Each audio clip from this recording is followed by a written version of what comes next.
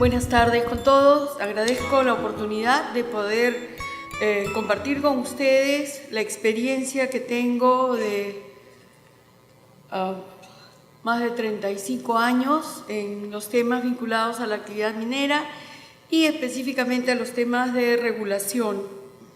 Lo que se me ha pedido es que haga un breve análisis sobre los procedimientos que sustentan las actividades mineras y algunas sugerencias para mejorarlos. Yo me imagino que a lo largo del día ustedes habrán escuchado exposiciones, preocupaciones, comentarios sobre la actividad minera y toda esta actividad que definitivamente es importante para el desarrollo de nuestro país, porque uno tiene en su tierra lo que la naturaleza quiere darnos.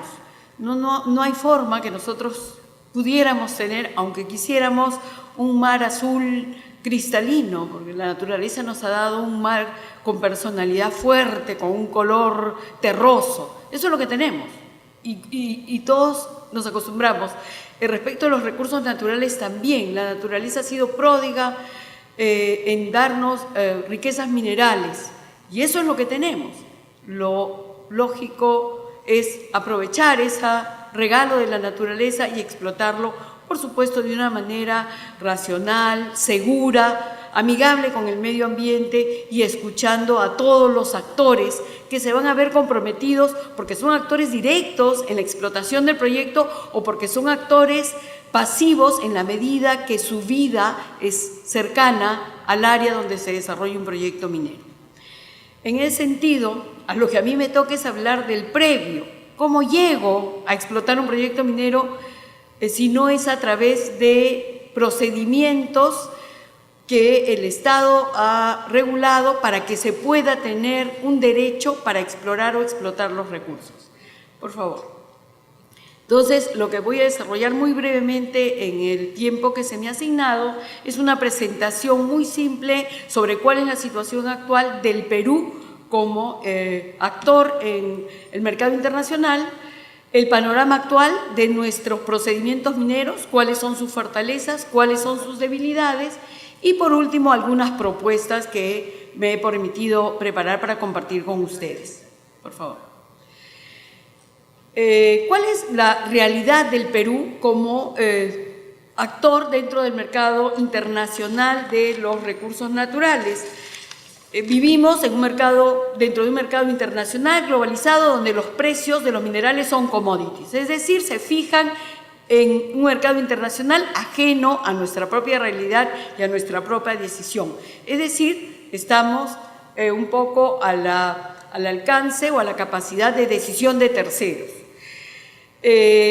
Otra realidad que tenemos que asumir y superar de la mejor manera posible es la necesidad de negociar con diversos stakeholders, o sea, con personas interesadas, como le decía, los actores activos del desarrollo de la actividad, las empresas mineras, los pequeños productores, los productores mineros artesanales, tienen que interactuar con las comunidades campesinas, con las autoridades locales, las autoridades regionales, las autoridades del gobierno central, con las ONGs, es decir, hay muchos actores con los que hay que relacionarse de manera exitosa, por supuesto.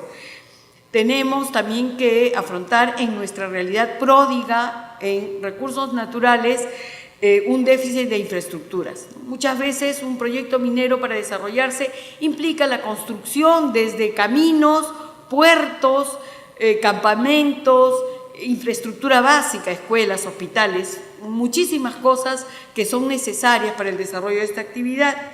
Y el tema de nuestra competitividad. Como bien decía en la excelente exposición que me precedió, el inversionista, para decidir dónde poner su dinero para desarrollar un proyecto minero, toma en cuenta varios factores. Por supuesto, y muy importante, la riqueza mineral del país que se trate, pero también la seguridad jurídica, la estabilidad del país como tal y otros elementos. En ese sentido, nosotros hemos tenido un retroceso respecto de evaluaciones anteriores.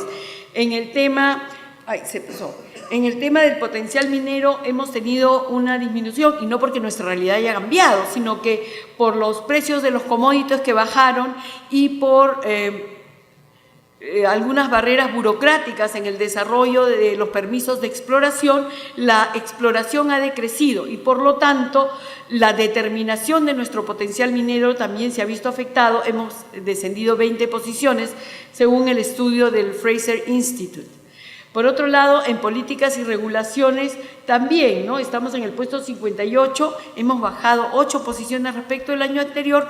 ¿Por qué? Porque cada vez algunos permisos se complican de una manera innecesaria, pensaría yo, y lo voy a fundamentar más adelante. Ahora sí, por favor. ¿Cuáles son las fortalezas del procedimiento ordinario minero? Y son muchas. La primera es que, de acuerdo con la Ley General de Minería, para poder realizar actividades de exploración y explotación minera o labores de beneficio, transporte minero o labor general, se necesita una concesión. Una concesión que es un acto administrativo por el cual el Estado otorga permiso a alguien para que realice esa actividad. Y a esas concesiones se accede a través de un procedimiento que según la propia Ley General de Minería es de orden público. Es decir, que lo debemos cumplir tanto los particulares como la propia autoridad. Y en eso, creo que eso es una de nuestras fortalezas, el hecho de que las normas estén absolutamente reguladas y que no se permita la discrecionalidad ni para el interesado ni para la autoridad, nos da una seguridad enorme en que si el particular cumple con todos los requisitos que la ley establece, finalmente le va a ser otorgada la concesión que solicita. Y para la autoridad también hay el respeto a su decisión de que si el administrado no ha cumplido con todos los requisitos que la ley señala, le tiene que decir que no. Eso es importante y es una fortaleza que debe ser siempre resguardada y debe continuar. La reglamentación, tanto a nivel de ley como a nivel de reglamentos propiamente dicho, para los procedimientos es muy clara y muy accesible. Es decir, todos lo podemos entender. No hay interpretaciones, no hay maneras más fáciles o más cortas de hacer las cosas. Son reglas claras aplicables a todos por igual. La validez y el respeto al título otorgado. Como señalaba, el título minero es mi acto administrativo vinculante, aquel que me inviste del poder necesario para ir a pedir muchos otros permisos que necesito para realizar una actividad minera. Nosotros hemos hecho un mapeo hace poco para un proyecto minero que queda muy cerca en la costa, más o menos a 300 kilómetros de Lima, y para poder explorar y beneficiar, este proyecto minero ha necesitado alrededor de 350 permisos. Esos 350 permisos, o mejor dicho, los 349 permisos restantes se sustentan, se apoyan, se justifican con el primer permiso, que es el del título de la concesión minera o de la concesión de beneficio. Bajo ese sentido, el hecho de tener un título válido y firme garantiza al administrado, y por administrado me refiero a todos, a las grandes empresas mineras, a las medianas, a las extranjeras, a las nacionales, a los pequeños productores mineros, a los productores mineros artesanales, con la seguridad del título minero pueden ir a tramitar todos sus otros permisos y pueden, en la seguridad de que su título nadie se los va a anular, a no ser que infrinjan alguna de las disposiciones de la ley vinculadas a la vigencia del título minero, nadie se los va a tocar y pueden entonces empezar a invertir, ¿no? Una mina de gran tamaño como Quellaveco no baja de los $5.000 millones. Un título minero es una de las herramientas válidas para que se sientan seguros de poder empezar a pensar en desarrollar y en invertir para un proyecto de esa magnitud. La legislación dada para minería considera la actividad minera, no es una norma general, no se rige, los utiliza por supuesto la ley del procedimiento administrativo general, pero nuestra ley minera siempre ha sido una ley técnica, pensada en la realidad de la actividad y en muchos casos, como por ejemplo en el Código de Minería del 50 o en el Decreto Legislativo 708 que hoy nos regula, hemos sido el país de vanguardia. Nuestro título minero hoy se sustenta en el sistema de cuadrículas, en coordenadas UTM, esa seguridad científica que permite que la mina no se mueva nunca desde donde fue solicitada hasta que se extinga o hasta que se agote, siempre tendrá el mismo lugar a través de las coordenadas universal, transversal, Mercator, también es garantía de la seguridad, ¿no? Antes, cuando había las referencias a accidentes geográficos importantes, los yacimientos caminaban, lamentablemente. Nosotros ya no tenemos ese problema y, por supuesto, todo seguridad del título minero a través de coordenadas se sustenta en lo que hoy es ejemplo en América del Sur, el Catastro Minero Nacional. Ahí se representan, a través de este sistema de cuadrículas, todas las concesiones mineras otorgadas y las concesiones de beneficio y todos los petitorios en trámite, ¿no? En distintos colores para que se sepa que unas son concesiones firmes, fijas, inamovibles, y los otros son petitorios que todavía están sujetos a un proceso de evaluación. Este es un ejemplo, es un flujograma del procedimiento ordinario minero facilísimo, no debe ser tocado, funciona muy bien, nadie tiene quejas, se presenta el petitorio, pasa por un dictamen técnico que ve que el petitorio es una cuadrícula o un conjunto de cuadrículas, es decir, que puede ser graficado en el Catastro Minero Nacional, y el dictamen legal que ve los temas ya más de forma, ¿no? Que existe una persona que lo solicite, que esta persona tenga un domicilio, que se hayan hecho los pagos, etcétera, etcétera. Con estas dos opiniones preliminares se hacen publicaciones en el Diario Oficial del Peruano y en el diario encargado de los avisos judiciales de la capital de la provincia donde se ubica el petitorio. ¿Para qué? Para dar a conocer a terceros que hay alguien que está pidiendo un área. 30 días después de efectuada la última publicación, vuelve a analizarse el dictamen técnico para ver que efectivamente hay una cuadrícula que efectivamente ingresa al catastro, y el dictamen legal que ve que las publicaciones se hayan hecho a tiempo y se haya acreditado oportunamente que esta publicación fue hecha.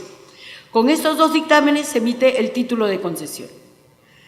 Los títulos de concesiones se publican 15 días después en el Diario Oficial del Peruano, hasta 15 días después en el Diario Oficial del Peruano, y publicada esta resolución obtiene un sello de consentida y o ejecutoriada. La Ley General de Minería dice que consentido o ejecutoriado un título de concesión minero no puede ser anulado ni aún por el Poder Judicial.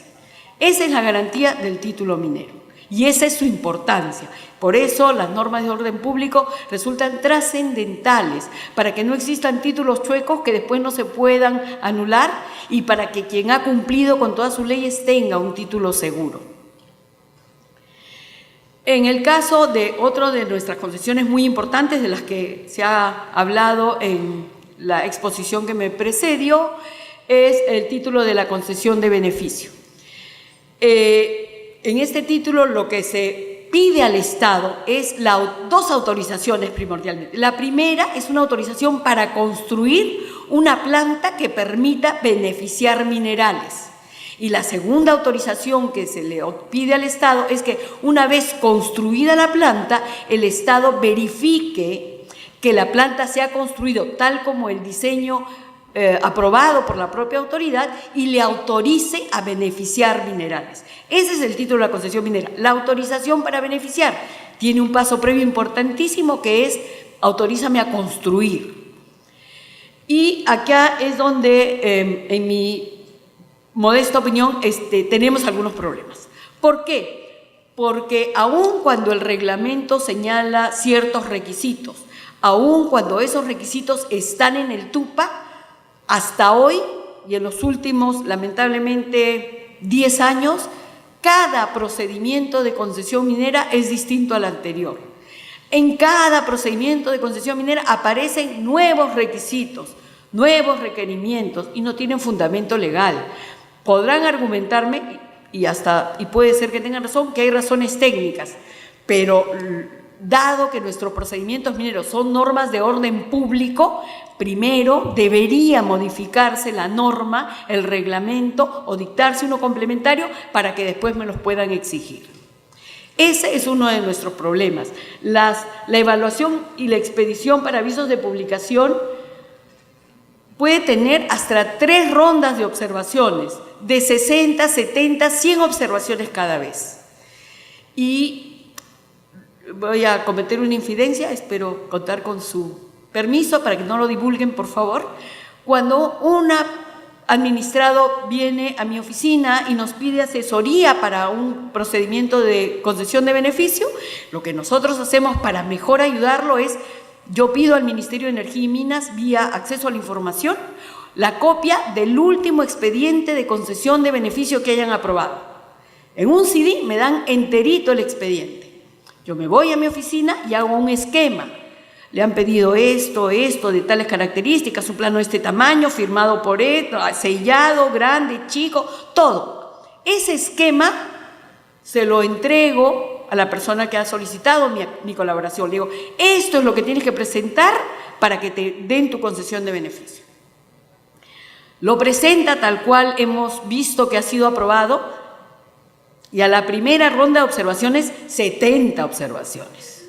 O sea, no hay forma, no hay predictibilidad. Eso está mal. Eso es algo, y por supuesto no estoy pretendiendo ni mucho menos que se diga que no se deban pedir requisitos. Pero lo que yo quiero es predictibilidad, saber qué me van a pedir, porque eso trae como consecuencia que el administrado también se relaje. Dice, mira, si me van a observar 60 y yo sé que me faltan 10 cosas, ¿qué importa? Presentémoslo así nada más, no serán 60, serán 70 pues. Pero voy ganando tiempo, por lo menos lo que ya tengo acá me lo van a ir mirando. Se dan cuenta que ese es un problema para ambos. Entonces, ya que han sido tan amables de invitarme y pedirme propuestas, ese es un problema. Eso hay que solucionar. Siguiente, por favor. Entonces, las observaciones técnicas, como decía, son 2, 3, 4 rondas. No es cierto que sea una sola ronda. Además, van a opiniones, en algunos casos de DIGESA o de la Autoridad Nacional del Agua o del CERNAMP, y también, por supuesto, van y vienen, ¿no? Lo que debería haber es un consenso sobre qué debe tener un expediente para que pase. Y aún si nosotros pensamos que el expediente habla de alrededor de 120 días, en la práctica son entre 18 y 24 meses. 18 y 24 meses, y como bien explicaban anteriormente, la construcción son 3 o 4 años, dependiendo de la magnitud de la mina. Entonces, miren, entre 12, 18 meses más todo lo que me toma construir, ahí sí hay una pérdida de oportunidades importante. Siguiente, por favor.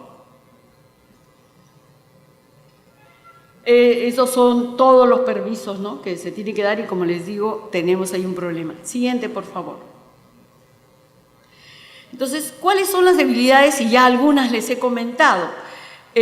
Los textos únicos de procedimientos administrativos, que por ley del procedimiento administrativo general deberían contener todos los requisitos que las leyes y reglamentos establecen para que los procedimientos sean impulsados y aprobados, tienen 2 defectos gravísimos. Uno, tienen requisitos que no se sustentan en base legal alguna. Por ejemplo, no voy a decir cuál para no meterme en problemas. Hay un procedimiento en el Ministerio de Energía y Minas donde en el TUPA dice que debo presentar la declaración jurada que tengo derecho de uso del terreno superficial. Pero la norma legal dice que tengo que tener una escritura pública que me autorice el uso del derecho superficial. Ustedes comprenderán, yo trabajo en asesoría legal. ¿Cómo le explico? Y me disculparán mis queridísimos ingenieros, a un ingeniero que no tiene que presentar una declaración, que puede presentar la declaración jurada, pero tiene que tener la escritura pública. No, él me dice, mira, ¿acá qué dice? Senia, ¿qué dice acá? Declaración jurada. Ya, pues, declaración jurada. pero necesita la escritura. No, acá no dice, mira, lee bien. Entonces, no nos ayudan a hacer bien las cosas. Piden requisitos que no estén incluidos. Por ejemplo, en algunos casos de concesión de beneficio piden que determinadas áreas de la concesión de beneficio estén techadas. ¿Se imaginan ustedes? Los ingenieros entenderán mejor que yo el despropósito. Techar una concesión de beneficio. No hay ningún país del mundo donde eso pase. ¿Qué otras debilidades hay en los procedimientos? Sobre todo en la Dirección General de Minería, en INGEMET, que es la que impulsa el procedimiento ordinario, la verdad no tiene el mismo problema, es que hay poco personal. Son ingenieros muy capaces, muy bien, con mucha experiencia, pero no hay gente nueva. Esos ingenieros, porque es lo natural, es la regla de la vida, van a conseguir otras oportunidades de trabajo o se van a jubilar porque son mayores, son como yo, tercera edad. ¿Qué va a pasar cuando ellos se vayan? ¿A quién han capacitado? ¿Quién va a empezar a conocer esos procedimientos? No hay generación de recambio. Y esos ingenieros salen al campo a hacer trabajos. Mientras ellos salen al campo, los expedientes que ellos revisan en gabinete están guardados en el escritorio, porque ustedes conocen, también como yo, que he sido 20 años empleado público, el celo del funcionario público de dar a un tercero los expedientes que está manejando. Entonces, ahí tenemos un gran problema. Hay poco personal y no se tiene visión de cambio, de ir preparando nuevas generaciones que sean los reemplazos y que ese cambio no se sienta, no afecte al administrado mientras que aprenden los jóvenes, ¿no? Los plazos no se cumplen. Todo plazo es absolutamente imposible. Y en la siguiente lámina voy a explicar sobre los paquetes normativos que se han dictado, ¿no? Si los plazos normales no se cumplen porque no hay tiempo, ¿de qué me sirve que vía paquetes normativos los acorten a la mitad? ¿Qué voy a hacer si no se cumplen? Los quejo al funcionario y después pasan dos cosas. Una, me declara infundada mi queja porque firman la resolución con fecha del día anterior, todos sabemos que eso pasa, o simplemente, sí, pues declara fundada la queja y como yo al día siguiente regreso por otro permiso, ya saben cómo me mira y cómo me trata. Entonces nadie va a quejar a un funcionario público al que va a volver a ver en la siguiente semana. No, el hecho de que los plazos no se cumplan no tiene sanción, porque nadie los va a quejar. Y las autoridades, en mi parecer, las autoridades se involucran en los proyectos mineros que tienen complejidades mucho más diversas que la del propio expediente, solo a nivel de expediente. Ven el papel, pero la realidad es más compleja. Debería haber un acompañamiento más dinámico. Tiene que haber, como propone ahora la Dirección General de Asuntos Ambientales Mineros, acompañar, por ejemplo, la formulación de los estudios de impacto ambiental desde que se piensa hacer uno. Ahí la Dirección General de Asuntos Ambientales va a acompañar el desarrollo de ese estudio de impacto ambiental. ¿Cómo los va a observar? Si es que los va a acompañar desde el día 1, eso también es algo que habrá que ver cómo lo van a resolver, porque nadie va a observar lo que él ha acompañado, lo que él ha asesorado a hacer, ¿no? Vamos a ver cómo lo desempeñan. Siguiente, por favor.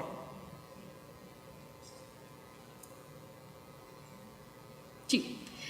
Entonces, como les decía, ¿qué se ha hecho para mejorar? Los paquetes normativos que tienen como temas la promoción a la inversión privada, la celeridad en los procedimientos, la reducción de plazos y los beneficios para mejora en calidad de vida. Salvo algunos casos muy puntuales, como por ejemplo el CIRA y los temas de permisos para utilización de terrenos eriazos de propiedad estatal, los demás, nada. No hay grandes mejoras. Y como les decía, todos los plazos que se bajan a la mitad, peor, porque los plazos no se pueden bajar porque no hay gente, no hay cómo impulsarlos realmente. Siguiente, por favor. Entonces, ¿qué es lo que propongo yo? Que tiene que haber predictibilidad. Si se quiere promoción a la inversión privada, que los procedimientos sean reales, verdaderos, con normas que se cumplan siempre, que no aparezca nada nuevo. Celeridad en los procedimientos, mejorar el personal que esté asignado a la evaluación de los expedientes. Y respecto a los beneficios y mejora en calidad de vida, la percepción de los stakeholders es que ¿Todo eso qué significa? Que están siendo más relajados con las actividades mineras, que les están perdonando cosas. ¿Por qué? Porque la administración está en su escritorio, en la Avenida Las Artes, sentada en su escritorio. Deberían involucrarse, ir a la región, explicar qué están haciendo, cómo lo hacen, por qué sí son exigentes. Siguiente, por favor. Entonces, ¿qué es lo que tiene que revisarse? Los TUPAS, para que incluyan realmente procedimientos y todos los requisitos verdaderos. Eso va a traer predictibilidad, que se sepa exactamente en qué casos me van a otorgar una concesión si yo cumplo con todos los requisitos y, por supuesto, utilizar la experiencia de los administrados.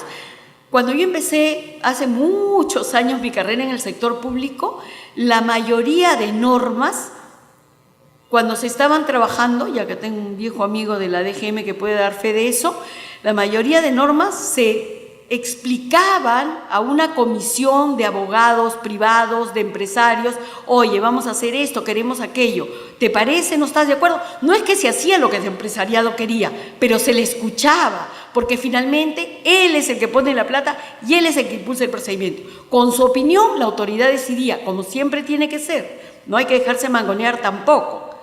Pero ahora no, ahora hablar con los privados es una suerte de eres un vendido, estás arrodillado ante el imperialismo y cosas por el estilo. Entonces, escuchemos, no quiero decir ni mucho menos que tengamos que hacer lo que ellos dicen, pero hay que escuchar a los que ya han hecho, han levantado, ya han impulsado y explotan varias minas. Eso es lo que tenía preparado para ustedes, les agradezco mucho su paciencia.